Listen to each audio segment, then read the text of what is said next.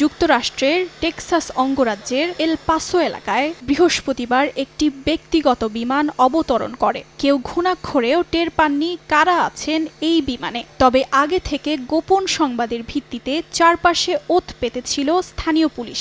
বিমান অবতরণের পরই অভিযান চালিয়ে আটক করা হয় 2 জনকে।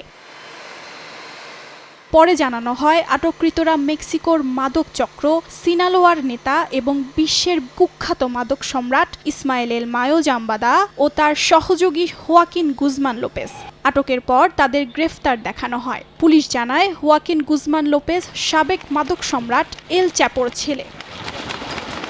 এক সময়ের আলোচিত মাদক সম্রাট হোয়াকিন এল চ্যাপো গুজমানের সাথে অপরাধমূলক সংগঠনটি প্রতিষ্ঠা করেছিলেন ৭৬ বছর বয়সী জাম্বাদা। এল মায়োকে বিশ্বের অন্যতম শক্তিশালী মাদক মাফিয়া হিসেবে বিবেচনা করা হয়। তিনি হিরোইনের চেয়েও বিপজ্জনক মাদক ফেন্টানাইল তৈরি ও বিক্রির জন্য অভিযুক্ত ছিলেন। এর আগেও ইসমাইলের বিরুদ্ধে খুন, অপহরণ সহ বিভিন্ন গুরুতর অভিযোগ উঠেছিল।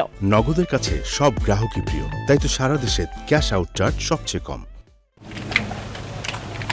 এল চ্যাপো মেক্সিকোতে গ্রেফতার হয়ে বর্তমানে যুক্তরাষ্ট্রের জেলে সাজা কাটছেন। তার অনুপস্থিতিতে ছেলে হোয়াকিন গুজমান লোপেজ ওরফে লিটল চ্যাপো সিনালোয়া মাদক চক্রে বাবার ব্যবসায়িক অংশের দেখভাল করতেন। এর আগে লিটল চ্যাপোর ভাই ওভিদিও গুজমানকে গেল বছর মেক্সিকো থেকে আটক করে যুক্তরাষ্ট্রে নেওয়া হয়।